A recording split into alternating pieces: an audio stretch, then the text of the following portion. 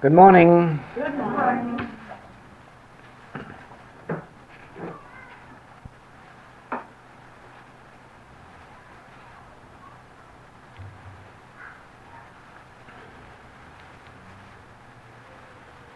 I have waited several years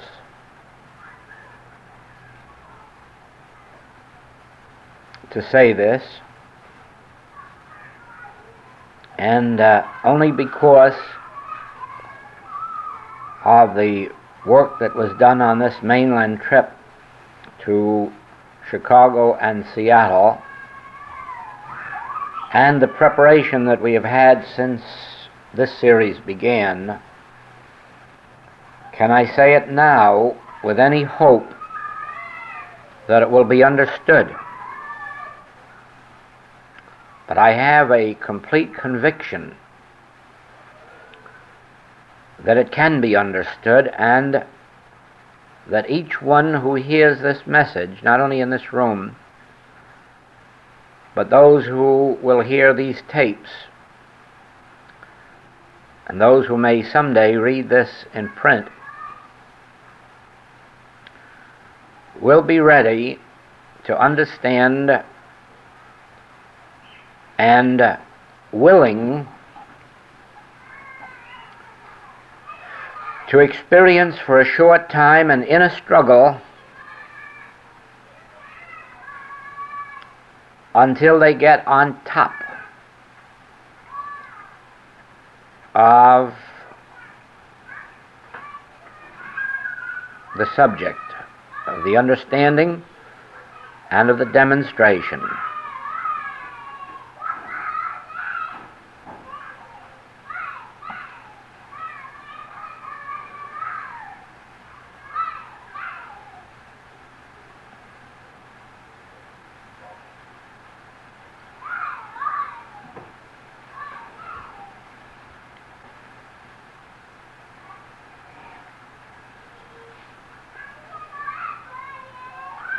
You have been studying truth, most of you, for many years.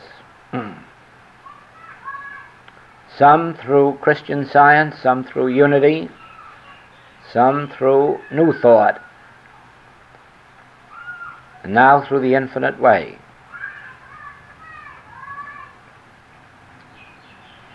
And it must have entered your mind many, many times why, if these things are true, am I not demonstrating them? Or am I demonstrating so little of them? Or even if I am demonstrating a good deal of them, why, if they are true, are so many in truth study demonstrating so poorly? Why, if disease is not a reality, and we know it, why is there so much disease even among truth students? Why, if God is really all in all, the only intelligence of the universe, and divine love,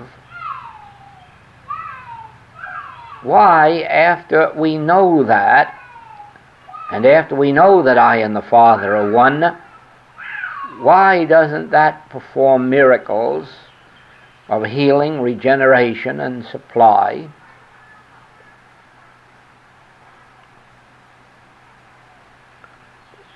Why, after 3/4 of a century of metaphysical studies,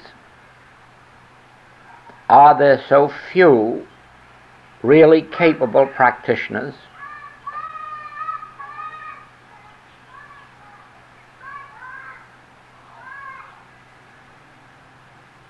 Why,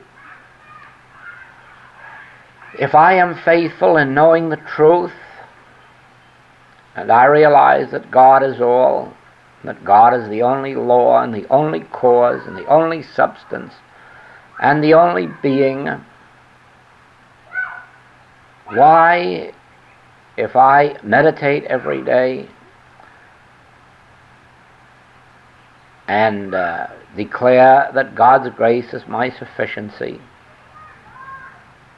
why can these things go on year in and year out and so little improvement be noted either in my own affairs or the affairs of other students whom I am acquainted with? Or, if this is the truth, why is it that the metaphysical movements aren't growing, multiplying themselves 10 times over each year, instead of lessening each year? And they are lessening.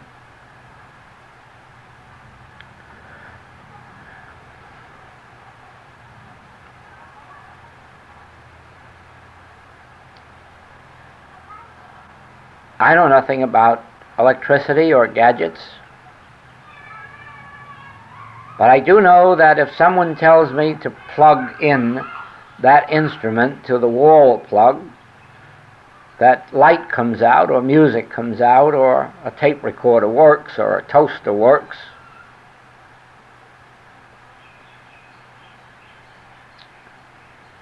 I know that if someone tells me how to drive a car, that it only takes a few minutes or hours, and then I can go and do likewise.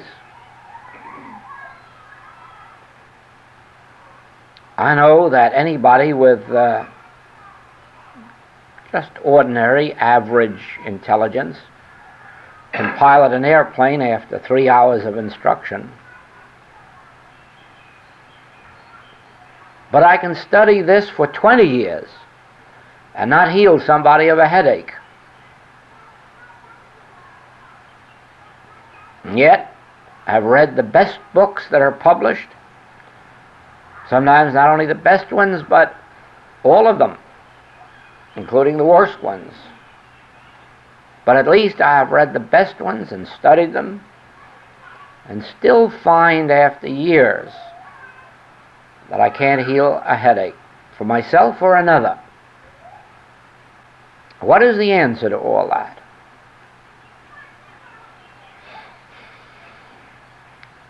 You see, this is the very point on which in my earliest studies I made a very grave mistake, one which I had to correct later. I was asked the question in the first year of my practice, is there any responsibility on our shoulder beyond knowing the truth, giving the correct treatment, knowing the truth correctly? I said, no, that is our only responsibility. After that, the work is up to truth itself. The truth does the work. Well, that isn't true. That isn't true. The truth doesn't do the work. Even if you had never had any false teaching in metaphysics, if you had from the beginning had nothing but pure truth,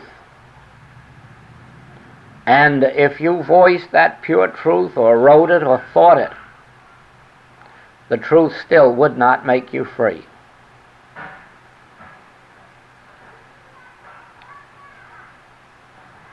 Understand this,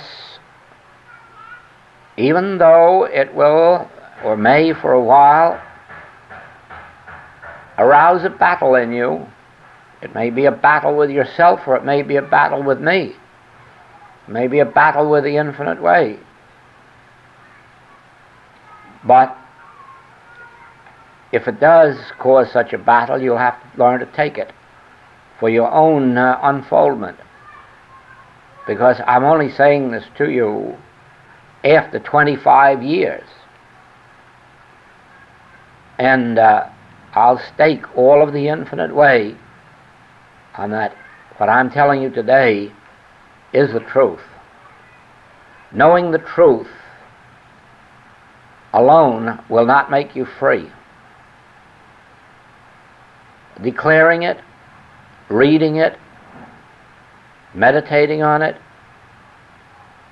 these are the things on which the metaphysical movements have wrecked themselves, believing that reading truth, declaring truth, affirming truth, would heal us of our sins and our diseases, our lack and limitation, and in many cases all it succeeded in doing was multiplying our troubles or perpetuating them.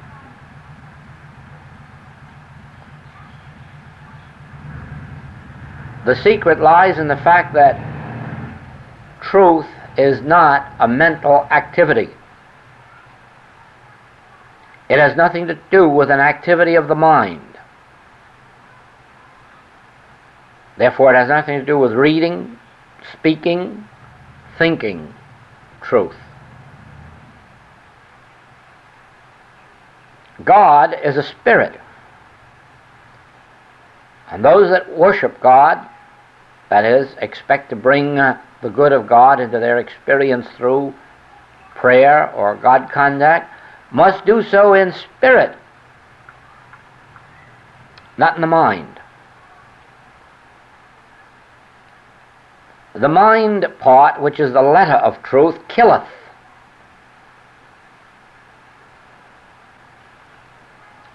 When we remain on the level of mind truth. The letter killeth. It is the spirit that makes us free. It is the attaining of the actual consciousness of truth that makes one free. It has nothing to do with how much of the letter of truth you know. The letter of truth plays a part in the work because, above all things, it gives us a working tool so that we can work with and through the mind to get away from the mind. Later on, it saves us from lapsing into a blind faith and a misapprehension of what is going on. For instance, in the days of the Master, he healed the multitudes, he raised the dead, he multiplied loaves and fishes. But because of the ignorance of the letter of truth, people thought that that was a special sign given to this great Master. And therefore, they made no effort to go and do likewise. They merely maintained themselves as beneficiaries of his grace. They never thought that they themselves might attain that same healing power, that same multiplying power. No. He was given this gift of God. And he had the power to give it to his disciples. Later, there were others gifted with a healing power. At one time, this is back in about the year 1400, no, it was later, 1600, there was a pastor in a church in Germany, in the very small town of Nuremberg, at that time nothing but a hamlet. And this man had the healing gift. And it was noticed that when sick people came to hear his sermon on Sunday, that very often they went away healed. Well, as a result of this, that man's attendance grew and grew until his church had to be conducted out in the open air, And there were times when 10,000 people traveled to that little village just to attend his service on Sunday morning. And the reason, he had this God-given healing gift, and they were coming to partake of it. And of course, when he passed on, that was the end of the 10,000 attendants. That was the end of his large church and congregation, and they settled back again into just preaching on Sunday. Now, without understanding the letter of truth, that could very well happen again. You might have an idea that there are a few gifted people in this age, or a few hundred, or a few thousand, with some God-given healing power, and then just sit back and accept the healings from them, or the multiplying of loaves and fishes, and again the word would be lost. Generations might pass before it was again given to the world. And so it is that the letter of truth will acquaint those interested with the great truth, first of all, that God is the infinity of being, but that God is individual being, and therefore, I and the Father being one, the wholeness of good God flows through and from me. When you understand, or go a step further, that since God is this one infinite law, and I and the Father are one, all of the spiritual law there is must flow from my consciousness. And so, nothing out in the world can be a law unto me. I am the law unto everything out in the world, through my oneness with God. And so we could go through all of the truth that we know, and that would awaken us to the fact that all that God is, I am, all that Jesus Christ did, I can do, and all the other saints and sages of the age. And so the letter of truth will bring us face to face with ourselves, and from there on we can begin the work of bringing to light the demonstration of what so far we have accepted in the intellect, in the mind, as the truth of being. But whereas the vast bulk of teaching and of treating is carried on in the mind and through the mind with these truths, they fail because the next step is omitted. And the next step is attaining that mind, or some measure of it, which was also in Christ Jesus, which would enable those works to be done through us. We as human beings are not one with God. If we were, we'd never be in any trouble. We as human beings are not children of God, or we would never sin, and certainly never have a disease. We as human beings do not possess all that God has, or we would never know lack. It is the Son of God in us, which is one with the Father, and that Son of God in us is, while we're in the human being stage, slumbering. That's why it has been said, "Awake, thou that sleepest, and Christ will give thee light." As human beings, we are asleep. That is, our Christhood is asleep in us. If it isn't asleep, it's buried under so many layers of this fabric of human existence, world beliefs, that it has no way to come out into expression. And so, when we have devoted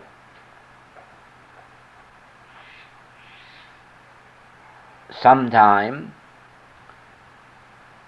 to learning the letter of truth, we then must take the next step and say that while this is true, what of it? So what?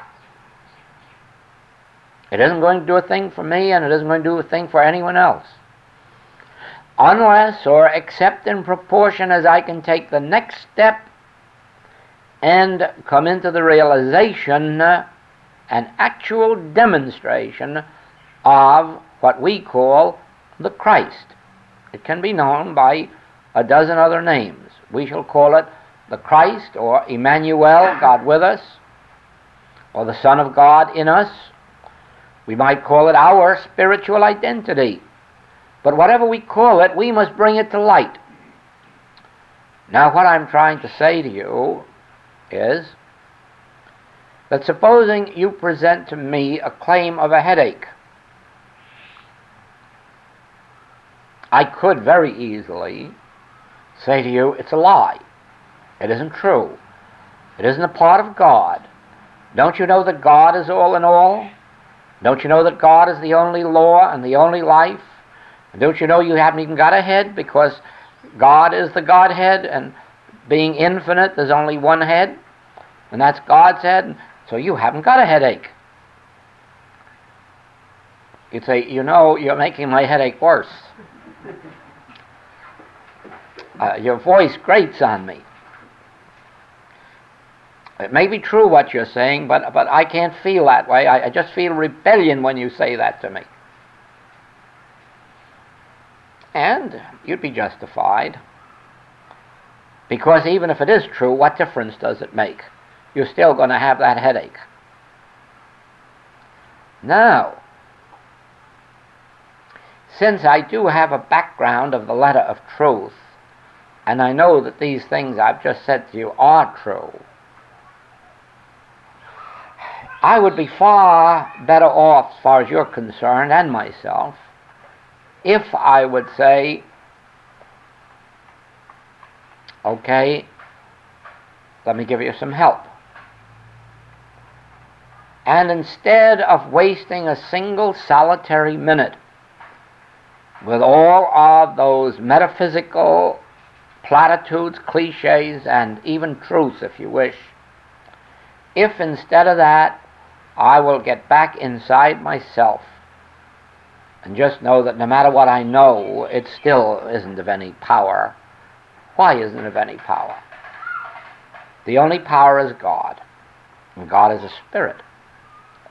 So if I get back inside of myself and remain silent until the Spirit of God takes over, until the Spirit of God announces itself in me, then I don't have to declare any truth. I don't have to know any truth, because if you could name it, it isn't that anyhow.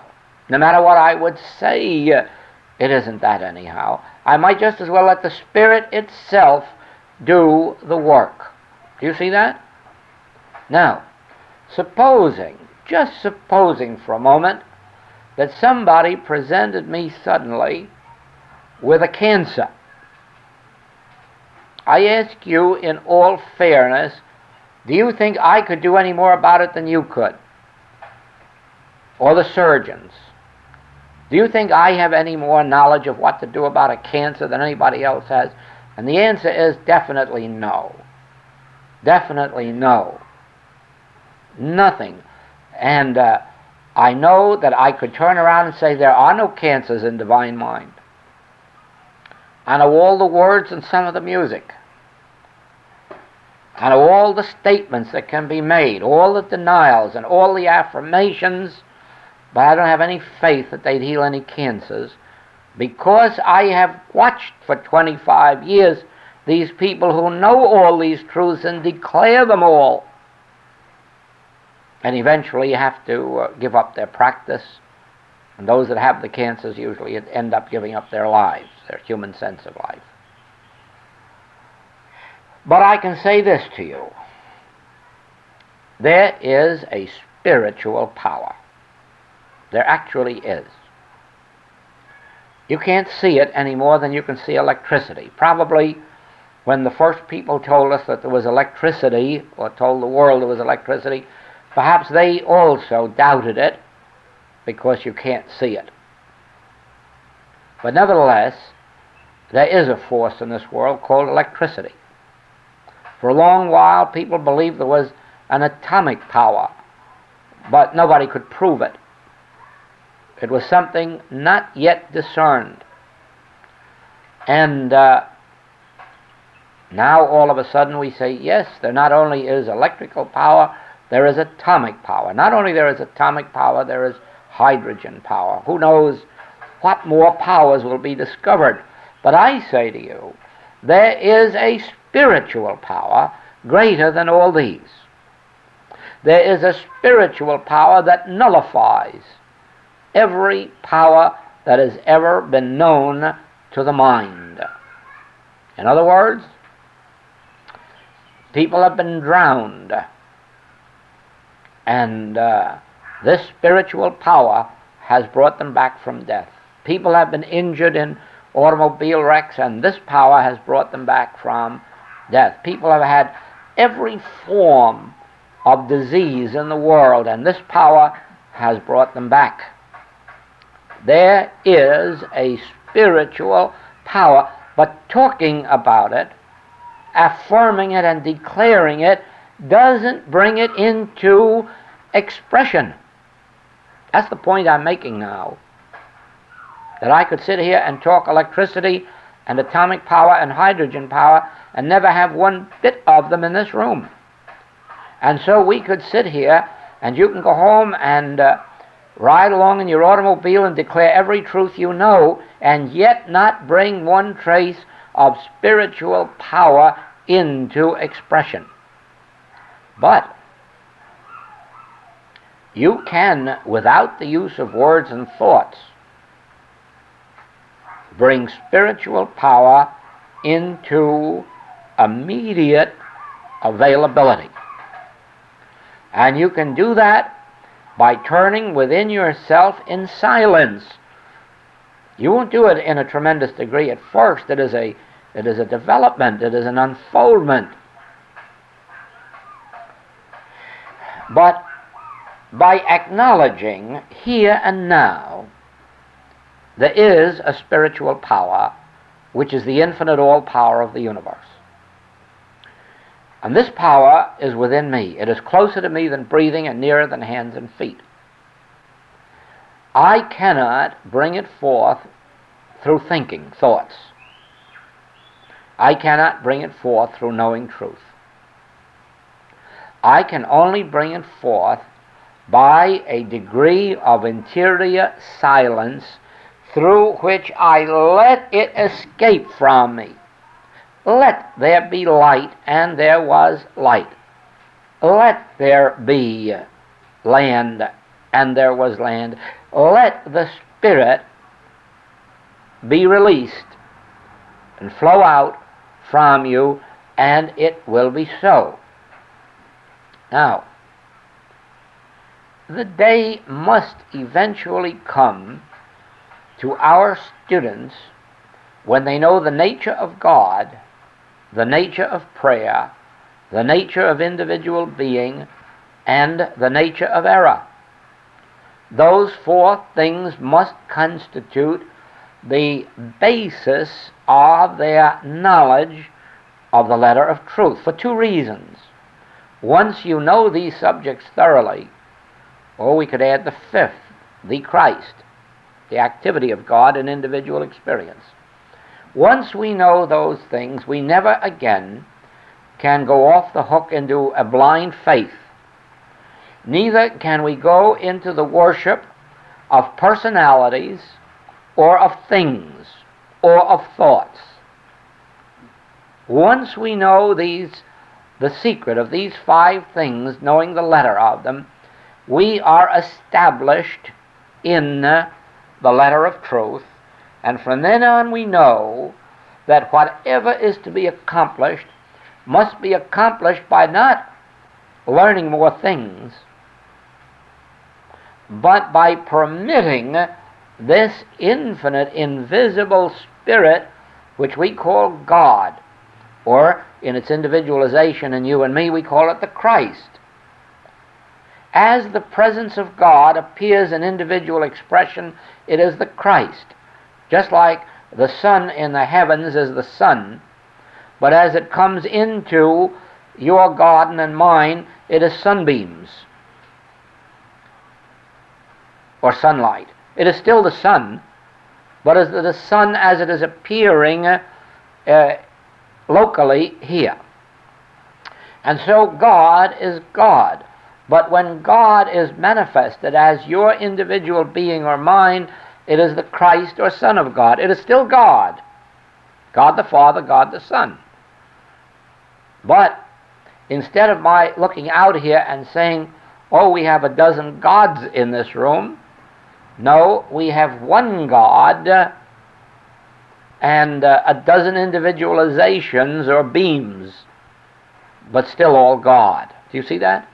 Now, the moment you know this, and it's a big step we're going to take right now. The minute you know this,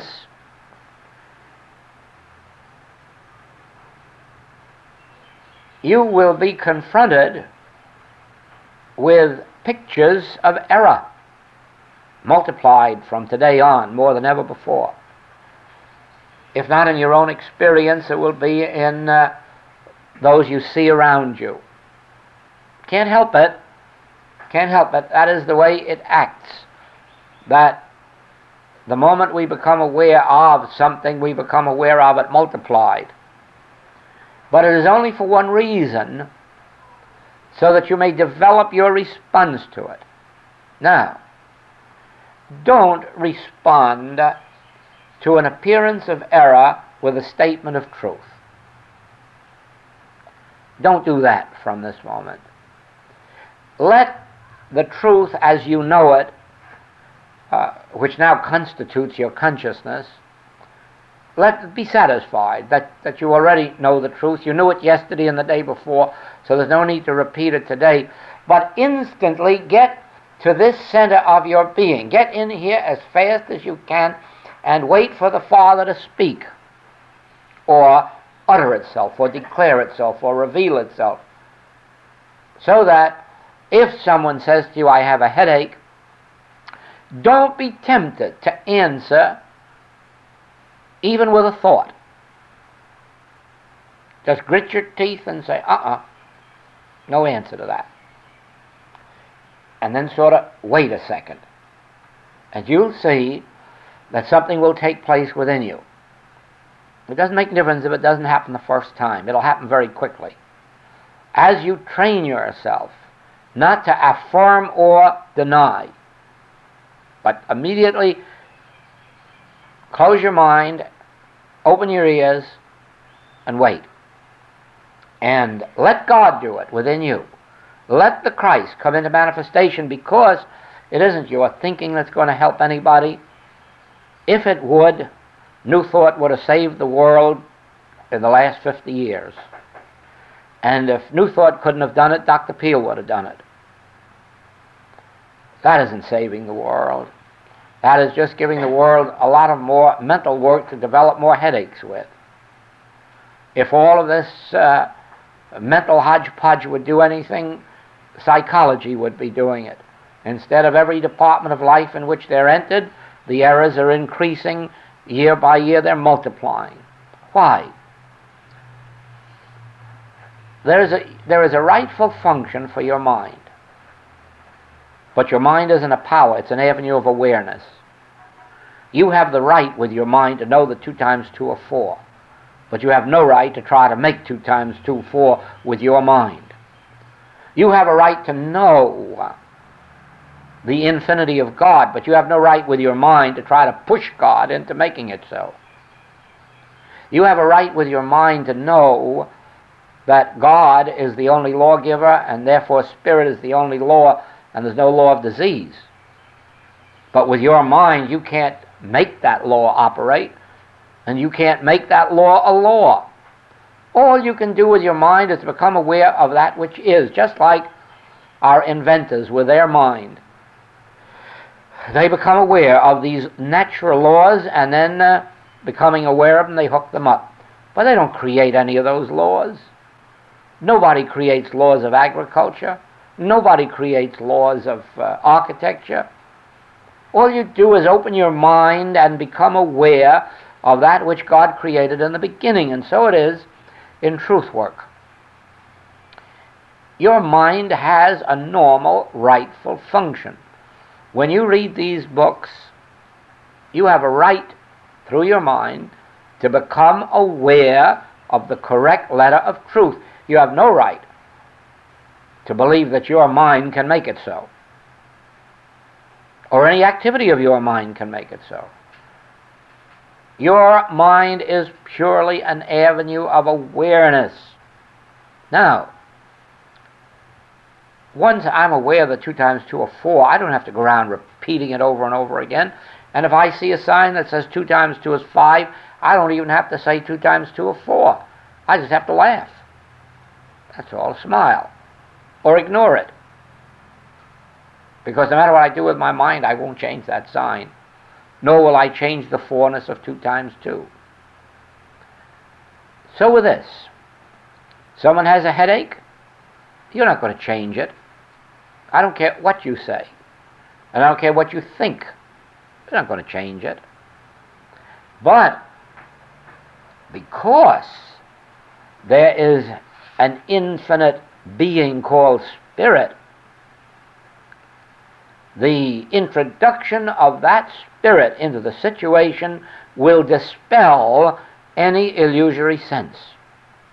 Now remember, that is why in our work you don't ever have to tell us the name of a patient. You don't. A telephone call came here, when was it, less than 2 weeks ago, of an automobile accident.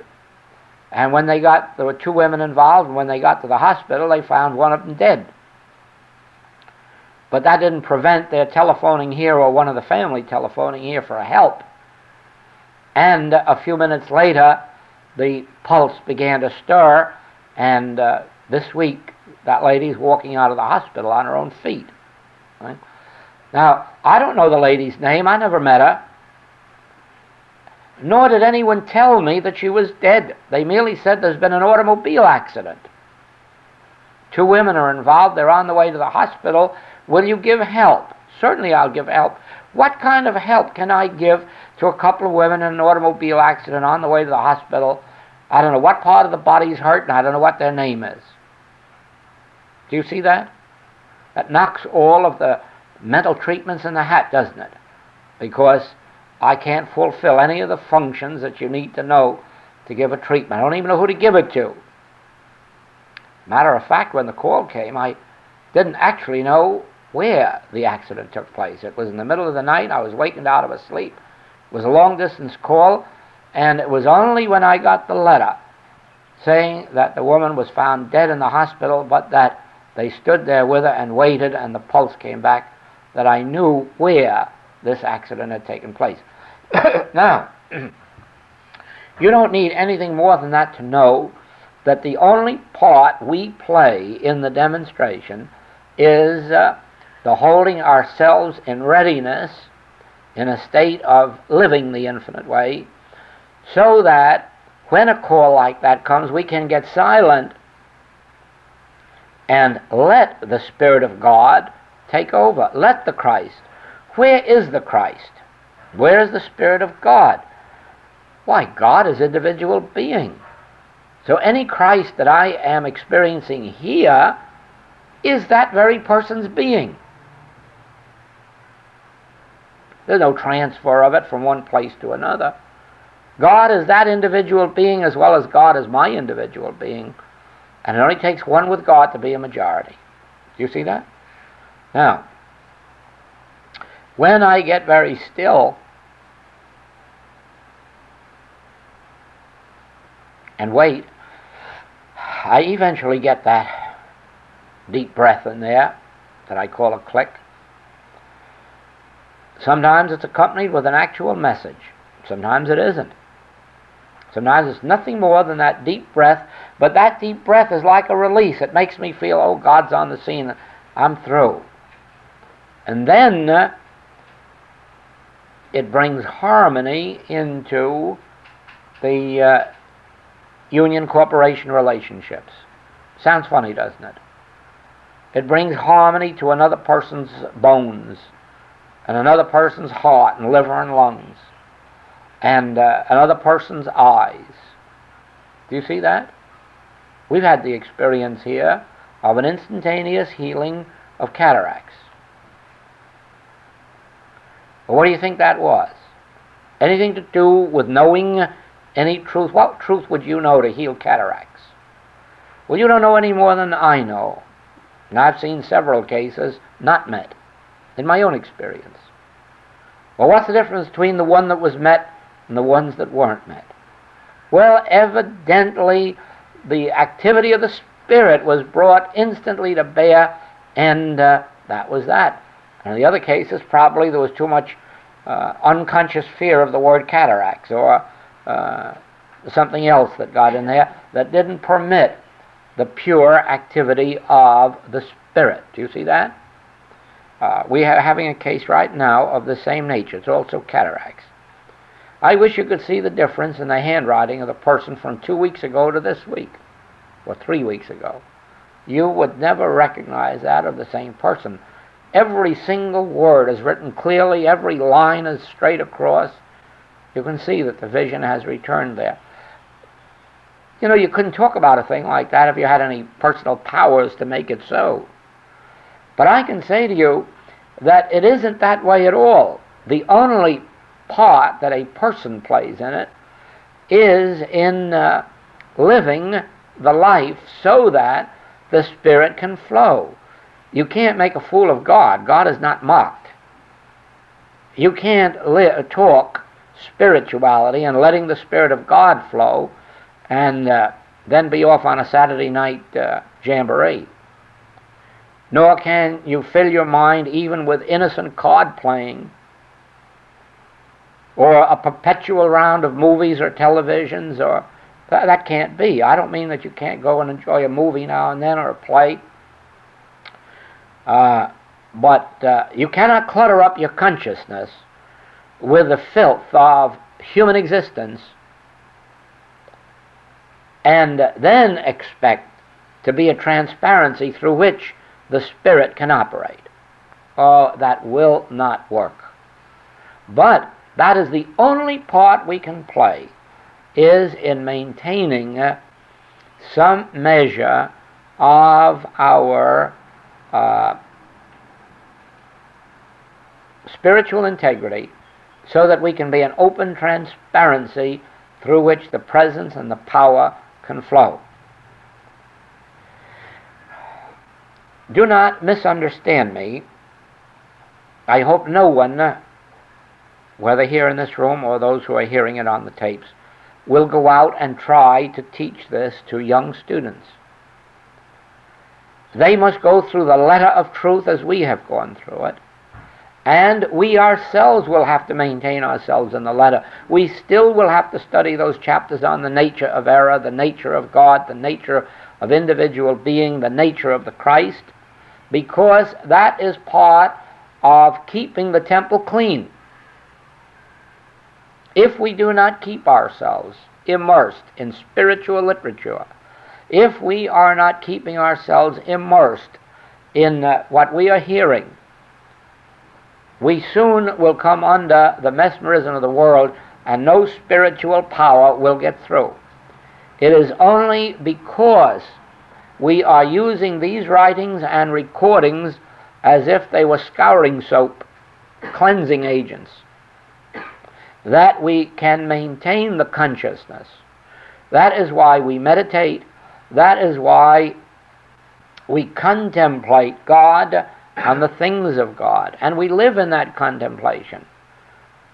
We say it's a mental activity. Yes, it is. It's a mental activity of awareness, and it's a mental activity which enables us to keep the impurities of the mind out and allow the mind to be a useful function as a state of awareness or as an avenue of awareness. And in that way we keep the channels open for the experience of the Spirit. Now, to put this into practice is what constitutes this first battle that we go through for quite a period. Because as you witness the discords, the diseases, the inharmonies of this world, your natural reaction as a metaphysical student will be to know the truth. That's the first natural reaction of a metaphysician, is to say, oh, that's a lie, or that's no part of God's law, or oh, God is infinite.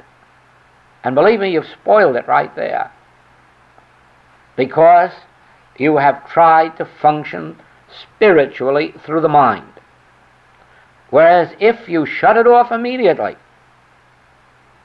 refuse to be tempted to make a statement of truth or an affirmation of truth or a denial of error, grit the teeth, close the eyes, and wait, let God do it. Pretty soon you'll find there is a God. God is a reality. Christ is as much of a reality this second here where we are as the sun is shining in the sky or the waters are wet in the sea. Actually, Christ is a reality, but one which very few people ever experience. And that is because they function either as body or as mind, and they do not transcend these to reach the Spirit. We do not live by bread alone, either physical bread or mental bread. We do not live by things or by thoughts, but by every word that proceedeth out of the mouth of God. Who said that your words and mine proceeded out of the mouth of God? Why, God says your thoughts are not my thoughts, and my thoughts are not your thoughts. Why think any then? Why not wait and let God's thoughts come to you? That's where the difficulty comes in this work at first. You've got to wait until God's thoughts reach you. And that isn't easy, because there is a million layers, a million years of layers of humanness, of the human mind, which is in itself a sense of separation from God. All these barriers of antiquity exist as barriers through which God seems unable to break, to get into our individual awareness. We are the ones who have to open out that way, and we do it by refraining from taking thought. We do it by taking no thought for your life or his life or her life, but waiting until God's thought comes through. Do you know that if the voice of God ever came through and said, let's have water from these plants, water would flow. But I can't make it happen, and neither can you. None of us are gifted that way. But if it ever came through, you would see that it would happen just as in healing work. When that feeling or spiritual impulse comes through, I have seen, and many of you have seen, sick people jump out of bed. No question about that. It happens every day in the week. Wherever, and really and truly, this explains why Christian Science will always be ahead of all the other metaphysical movements in its healing works. Because in its literature, it provides for the development of spiritual consciousness and acknowledges that there must be spiritual discernment that the letter of truth alone won't do it. The others don't do that. The others insist that if you learn the words in this book, and if you take an examination and pass by 92%, we'll give you a diploma and you can go out and be a healer. None of that seems to take into effect at all the fact that you can't develop a spiritual consciousness in 3 months, 6 months, 9 months, 12 months, 18 months, or 24 months. It has taken all the years since you have begun your metaphysical studies to bring you to a place where your spiritual consciousness is sufficiently developed that you can now turn around and say, good, now the letter of truth is embodied in me, I know the truth, and I'm ready now to let the voice of God speak. You go out and try to give this to a young student and see whether or not they can bring through the activity of the Christ. They can only do it if they are by nature attuned to it, not by the teaching of a mental practice. If they are by nature attuned, as some people naturally are, then of course they can bring it through with 1 day of instruction. You see? That's because they are naturally, spiritually attuned. Now, anytime you believe that mentioning the name of a patient or mentioning the name of a disease in your treatment has any spiritual healing power, you'll have to begin all over again. Or if you still are convinced that just by saying, oh, it isn't true, God didn't make it, that is going to get you one bit along on this path, you are mistaken. There is but one answer at our period of unfoldment. And that answer is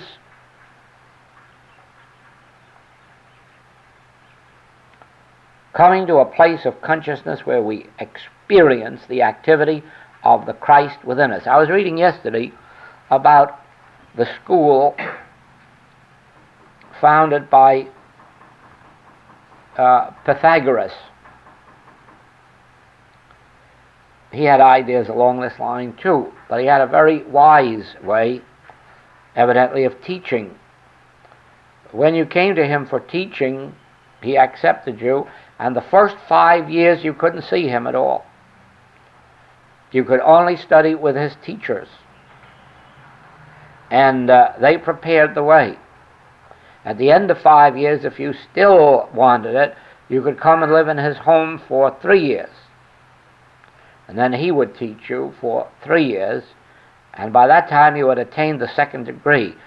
By now, after 8 years, if you were convinced that this was really serious business, you could turn over to him all of your fortune, and then he really would get busy and start teaching you. And I think he had something there.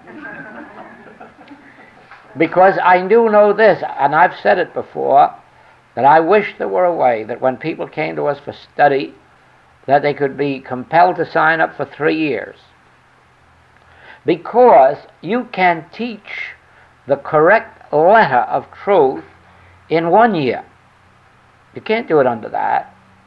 No matter how clear it is in the books, the resistance of the human mind is such to truth that it cannot be assimilated. But in a year, if you had the correct letter of truth, you could teach it to a person in a year, so that at the end of a year, when they answered questions, they wouldn't make any mistakes. See, in this work, it isn't like other work, that if you get 94%, that's fine. This work, if you don't get 100%, it means you don't know what the truth is. If you can be made to give one incorrect answer out of 100, you don't know what the truth is. Because if you ever knew the truth, they could ask you 1,000 questions. But you couldn't give a wrong answer. Because the principle is the same no matter what the 1,000 questions may be. And you either know the principle or you don't. And so if you got 99% in my school, you'd be left back. Because it would mean you do not know the principle. Do you see that? Now, once you know the principle, you can't make any mistake in your answers. But even though you know the principle, it doesn't say that you have developed any consciousness of it. And it is from there on, from the moment that you know the letter of truth correctly, from there on the hard work begins, because now you have to develop the consciousness of the truth that up to now you only intellectually apprehend. The things of God are foolishness with man. Do you see that? man's mind cannot absorb.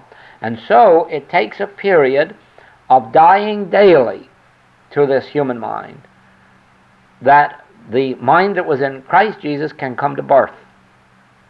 And so it is that it has taken, and I can tell it when I'm standing in front of a class or a lecture group, that all I can do is to keep bringing out to them the correct letter of truth in one phase or another phase, even though they object to repetition sometimes.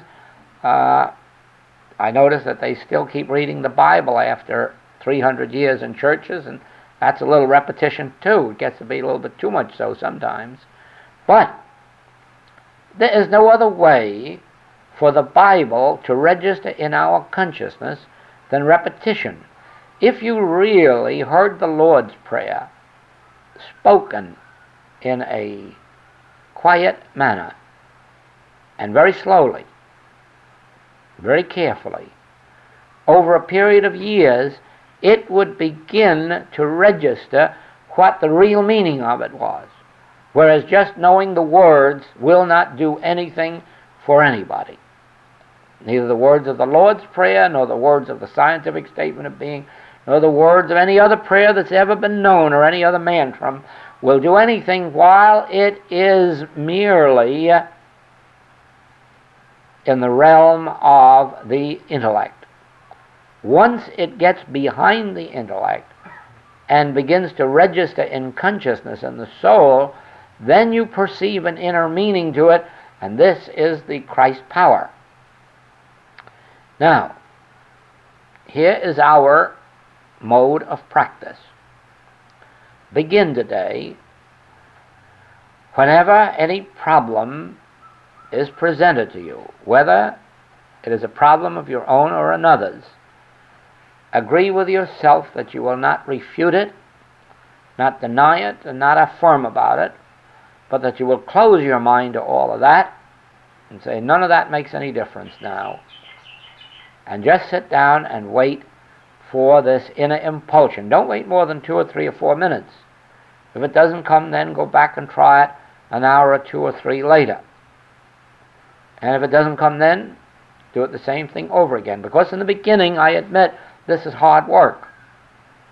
There does come a time when most of the problems that are presented to you are quickly dispelled, because the moment you close your eyes, that Christ comes right to light. Yet, at least in my experience, it is true that there still are problems that come to me that are not quickly met, which cause me to go back again and again and again and again for greater and greater and deeper realizations of the Christ. Once the true depth of it is achieved, then it really doesn't make any difference what the name or nature of the claim is. It has to respond, and it does. And it is only the few that now really mean sometimes long and sometimes hard work. Most of this work is much, much easier than water rolling off your back in the shower, I can tell you that. There's really nothing to it at all, because most of it is not a conscious work at all. It is a work that takes place in consciousness without any conscious thought about it. And just as I'm certainly not doing any conscious healing work here in this room, and yet I know that healings have taken place. But you see, that's all taking place as an activity of consciousness without any conscious thought about it. Now, that's what this comes to be eventually. It really is something that takes place within you. It's like the song of the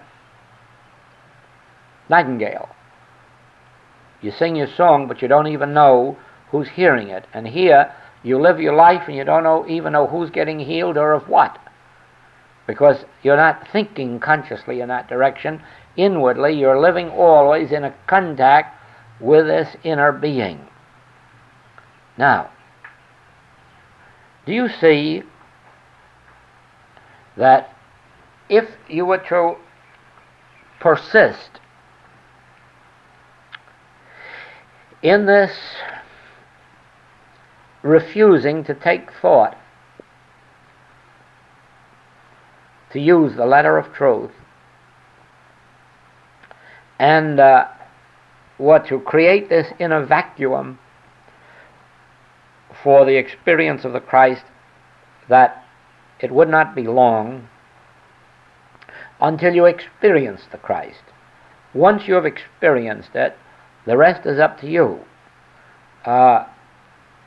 You can neglect it, or you can achieve it occasionally, or you can become so fascinated with it that you live consciously with that, repeating it over and over and over again, until eventually you don't have to do it consciously anymore. It takes over your life and it lives your life. You don't ever have to consciously make contact with the Christ. The Christ is always that which is maintaining you in its contact. You have not doing anything to it. It is doing it to you. But that only comes with the degree with which we are faithful toward the frequent bringing to expression the activity of the Christ within us. Many people have the idea that after they've had a spiritual experience, that from then on they are going to live in the kingdom of heaven, and it isn't true. It isn't. Many people have had spiritual experiences of different degrees and found that that's the end of the experience and it doesn't come again, and their lives are not too much changed. But